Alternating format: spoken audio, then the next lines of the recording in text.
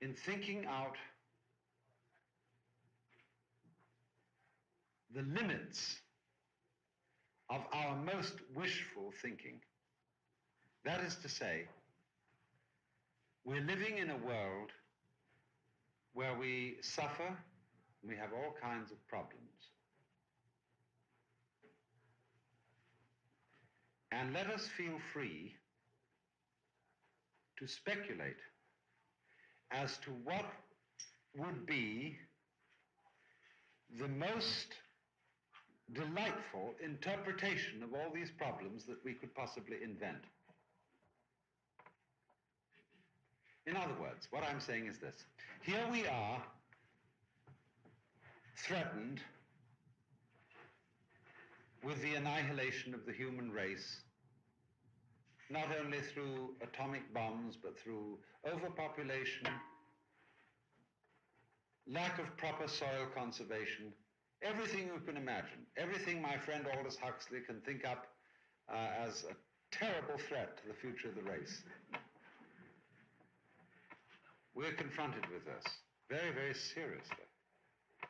And supposing, for the sake of argument, that the very worst is going to happen, we're all going to be annihilated, and the human race has no future, and everything is as black as it can possibly be. Let's take this as a point of departure. Then ask the question, if that is true, in other words, if the worst that could happen is going to happen, is there anything that would make up for it?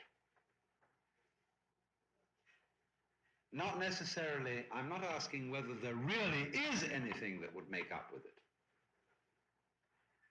But supposing we could think up something that might, how would we think? Now, it's not entirely trivial and silly to ask such a question, because very many important discoveries that emerge in the arts and the sciences are the result of people playing quite freely with fantasies. In other words, not so long ago at MIT, one of the professors proposed to his students that they should invent a kind of being which had, say, 3 fingers instead of 5,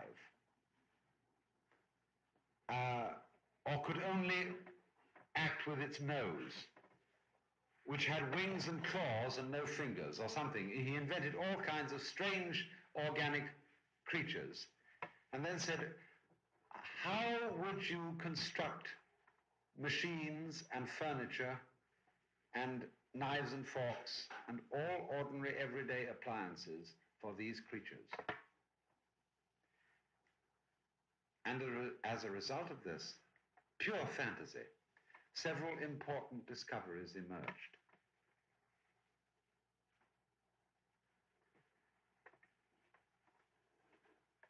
And so in the same way, what I want to do is to suggest the possibility of inventing a cosmology, not as a work of philosophy, but as a work of art. The intention of it is, let me repeat this, could we think up something, an explanation of human life and of the universe, which would justify all the problems, all the agonies from which we suffer, and make them seem infinitely worthwhile? Could we invent out of thin air an explanation of the universe that would do this? And let us essay this simply as a work of art, without asking at first whether it's true or anything of that kind. You see, people often accuse religionists of wishful thinking. When I think over the religions of the world, and I hear them accused of being wishful thinking, I really don't think they're very wishful. Think of what is promised you if you live a very good life as a good Christian. How are you going to end up? You do the very best. You're going to go to heaven. And think of the images of heaven which the human imagination has thus far produced. Who wants to go there? Nobody does. It's infinitely boring. Even the Islamic people, who have a little less inhibition, have thought up their idea of heaven, and it's really rather dull. Sickeningly blissful, forever. And in our kind of half-baked view of what the Hindus and the Buddhists teach, that if you get the state of nirvana, you'll be sort of blissfully suspended in a thin gas forever. It doesn't sound terribly interesting. I would say our religions have not begun to be wishful thinking. Why don't we really do some wishful thinking? Just as a speculation. This is a game. What would we really like to be true about this world? Now, first of all, let's say we've got to start from one firm premise. That is, we've got to accept the facts of life as they are. In other words, that this world is as beastly as it is. It includes concentration camps, hospitals with people being mercifully tortured to stay alive with incurable cancer. And all these things, you see, it includes all that. It includes the most ghastly, horrible things that actually happen. Now, what I want to suggest, first of all, is could I invent, out of sheer imagination, a justification for a world of this kind?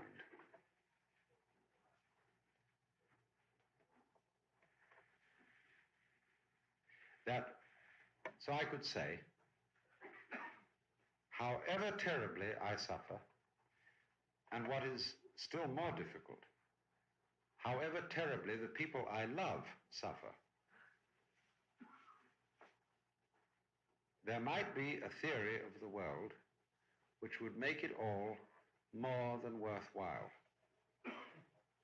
There might be some sort of understanding to which I could come, and then in retrospect look back on all the things I had gone through, all the terrors and all the horrors, and say, I'm very happy about the whole thing. It all worked out. It is worthwhile. It is wonderful. What would such an explanation have to be? So let's think it out. First of all, I think the first thing we would all agree about is that if the terrible things that can happen to us in life are in some way or other to be justified, we would like to feel that we ourselves were responsible for them. By that I mean, we'd like to feel that we're not simply the puppets of somebody else. We're not suffering because somebody else has been cruel to us. I think we'd all like to feel that if we suffer, we ourselves are responsible for it. Because the idea of a universe in which somebody else tortures you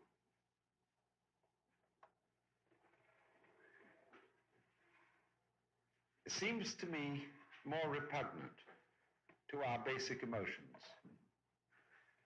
than one in which we feel that whatever happens to us happens at our own desire.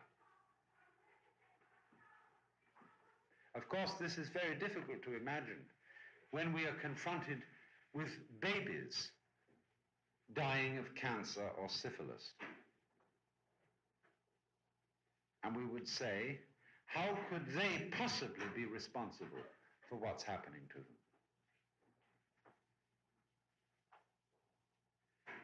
So let us suppose, don't we have to think this way?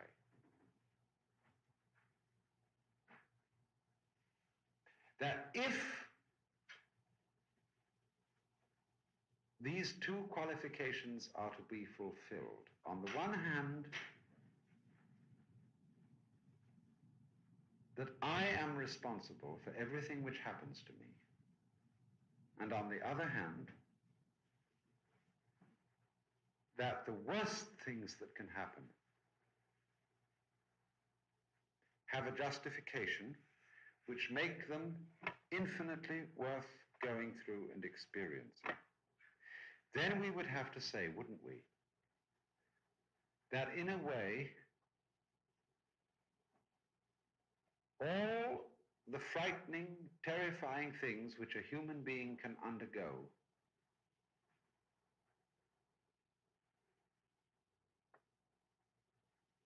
are in a way a dream. You see, I'm trying to find out what would make it tolerable. And what would make it tolerable is the feeling that somehow, sometime, we could wake up from it. We can all endure nightmares because we can awake from a nightmare.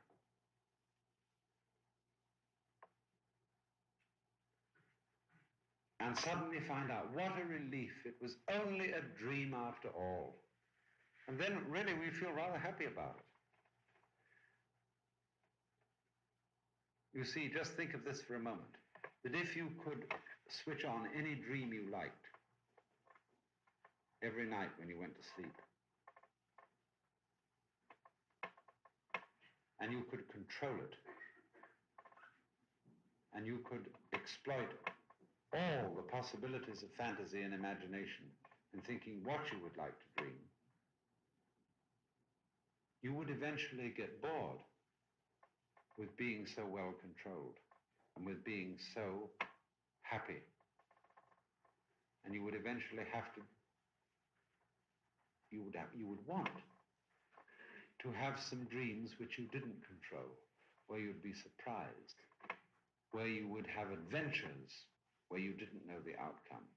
It's curious, isn't it? We thrill ourselves all the time by going to plays and movies and reading novels where there is terrible suspense. And although we know that it's all going to come out all right in the end, we pretend for a while, sitting in the theater, that it isn't. That we don't know what the issue will be. And how we enjoy that. Do you see? How we put ourselves for a while, even though we jolly well know that the author has planned all this to work out all right. That we allow ourselves for a while the illusion of thinking that it might not come out all right. And herein lies the thrill. Now, supposing in the same way, our whole life was something of this kind.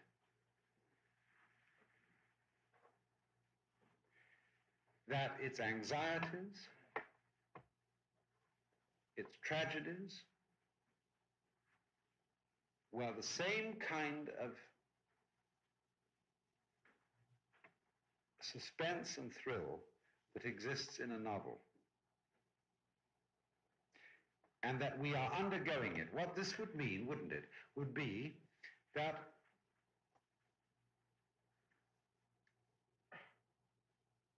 we have within us a kind of higher self who is pretending to be the ordinary, everyday person that we are, who is acting it.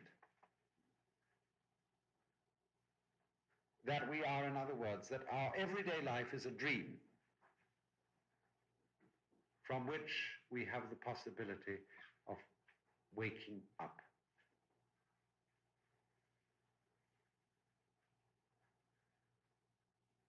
So let's, for the moment, simply assume this, not as a philosophical or metaphysical truth, but simply as an idea of pure fantasy. Supposing we are all dreaming our everyday life, and that there's a possibility of waking up from it.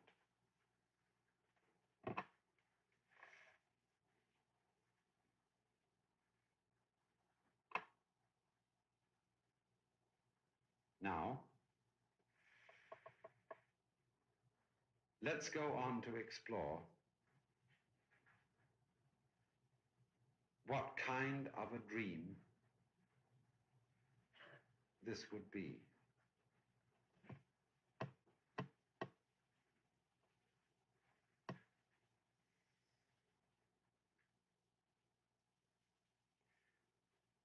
Supposing you were saying to yourself,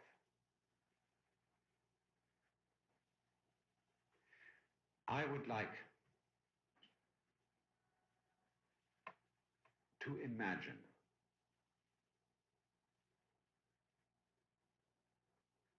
the most fascinating form of life and existence which I could possibly conceive.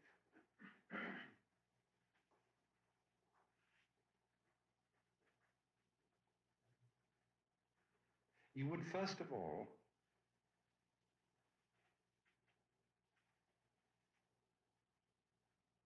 want to feel unfrustrated. In other words, you would want to feel that all your movements, all your desires could move in any direction without encountering a block.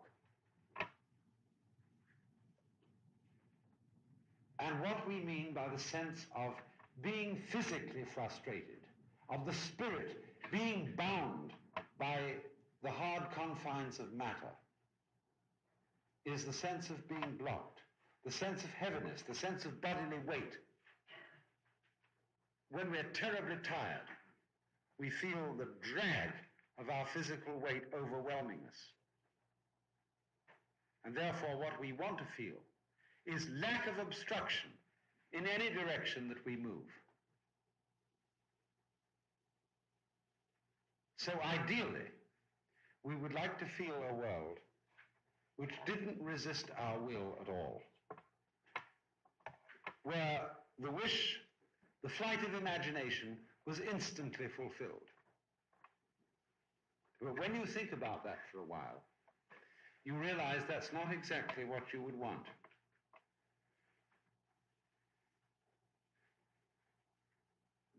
Because after a while, being able to accomplish everything wouldn't challenge you, would offer no adventure.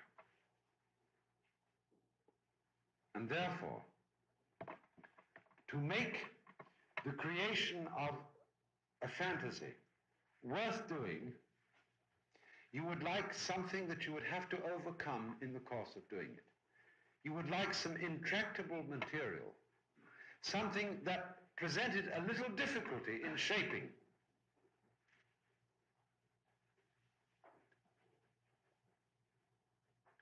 And so,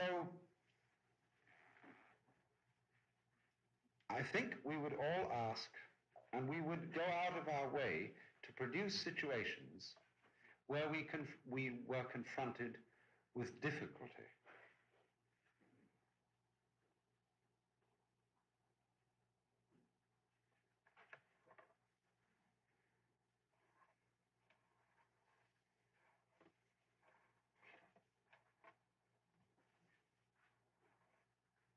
Supposing, for example, you find yourself or you imagine yourself in a situation where you can control everything.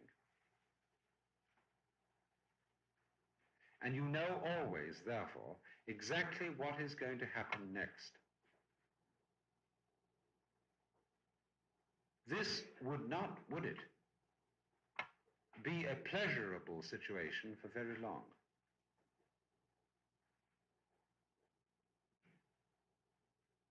It would be boring. And after a while, you would want to get into a situation also where you were not in control, where things would occur to surprise you. But you might want to raise this qualification that I will let things surprise me as long as I can stand it. When I can't stand it, I'd like to be in control again. Now here is the nub of the whole problem of creating a universe as you would wish it to be. You would say, I would like to be surprised. I would like to be out of control up to a point. But I would always like to be able to call a halt and say, now I take over again. I'm in charge. But you see, the moment you think this, you would like to add to this problem of being out of control. You see, it would be all too easy if you could suffer and know any minute you press the button, you would recover. Think of this. Supposing you had a paradise button.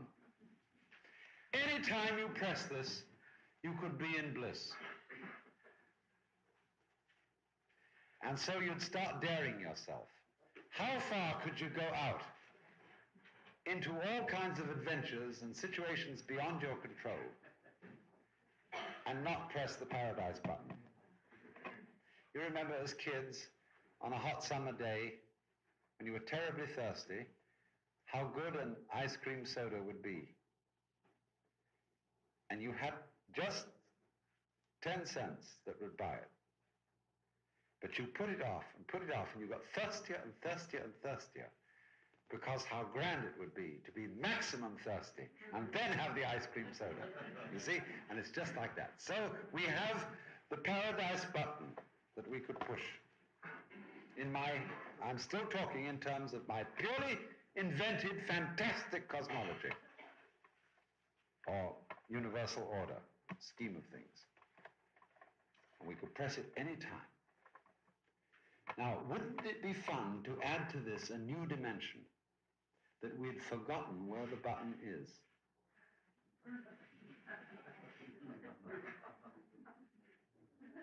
We've lost it. We don't know, and we're in, you see, scaring ourselves in a new way. First of all, we voluntarily let ourselves get out of control of the situation. Then to add to this, we forget that we are really in control and that we can press the paradise button. This is a new way of scaring yourself, a new thrill.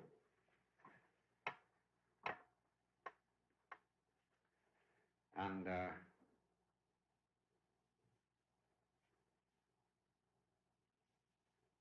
so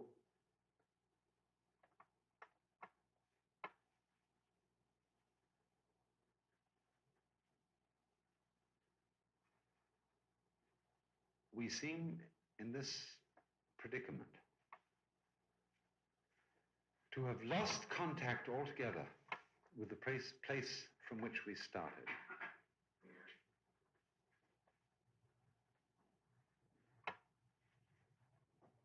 But this will only make sense, this will only answer the problem that I posed in the beginning. That is to say, the problem of what kind of cosmology could I imagine that would justify all possible sufferings? If we can wake up. We may have made it as difficult as possible to wake up. But nevertheless, there always remains a point at which we can wake up and recover from the nightmare. Now, many of you will already see quite easily that the kind of cosmology which I've been describing is nothing very new. This is, after all, Hindu philosophy. The idea that every thing, every being, every person in the world is Brahma playing the part, acting that he is all these things. The Godhead is masked, acting a drama in every single one of us, but forgets for the time being that he is the Godhead. This is Vedanta. And also, you know well that not only in India, but all over the world, there occurs to people from time to time a kind of experience that we call cosmic consciousness, or whatever it may be, in which they suddenly see that this is so. They suddenly see that this entire problematic world, with its horrors and evils and tortures,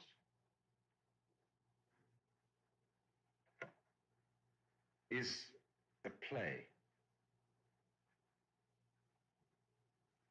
That it is simply, as it were, life playing hide and seek with itself, frightening itself, scaring itself, screaming at itself, accusing itself, making itself feel guilty for a great cosmic joke.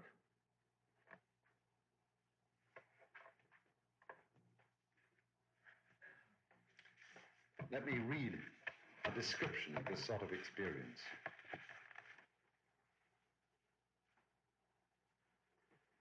There are dozens of these things throughout ancient and modern times, people who've suddenly had this happen to them.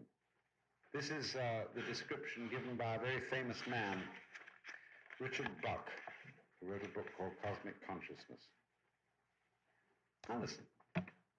All at once, without warning of any kind, I found myself wrapped in a flame-colored cloud. For an instant, I thought of fire, an immense conflagration, somewhere close by in that great city. The next, I knew that the fire was within myself. Directly afterward, there came upon me a sense of exaltation, of immense joyousness, accompanied or immediately followed by an intellectual illumination impossible to describe. Among other things, I did not merely come to believe, but I saw that the universe is not composed of dead matter, but is, on the contrary, a living presence. I became conscious in myself of eternal life. It was not a conviction that I would have eternal life, but a consciousness that I possessed eternal life. Then I saw that all men are immortal, that the cosmic order is such that without any peradventure all things work together for the good of each and all, that the foundation principle of the world, of all the worlds, is what we call love, and that the happiness of each and all is, in the long run, absolutely certain. The vision lasted a few seconds and was gone. But the memory of it and the sense of the reality of what it taught has remained during the quarter of a century which has since elapsed.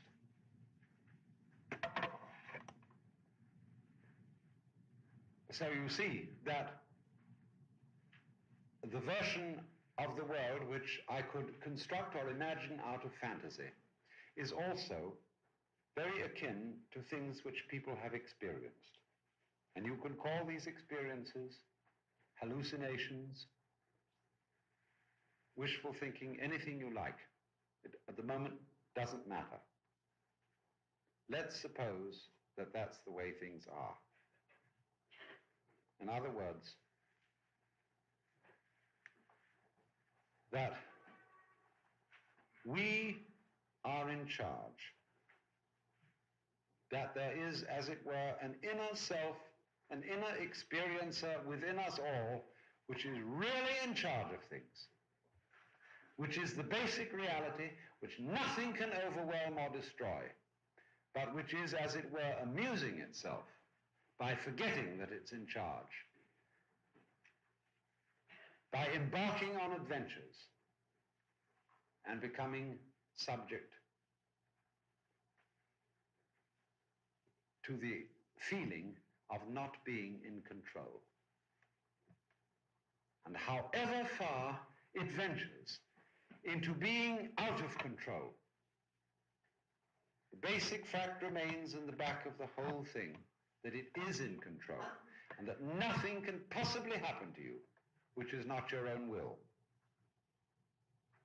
And we must add to this, to make our fantasy complete, that one day you'll wake up. Now, don't you think that on those terms, if that were the truth, you could face life with equanimity and say, well, there aren't really any problems. One of these days, I'm going to wake up from the nightmare. It's all right. No matter how deep we go, it's all an adventure. It's all scaring ourselves. It's like children, just children.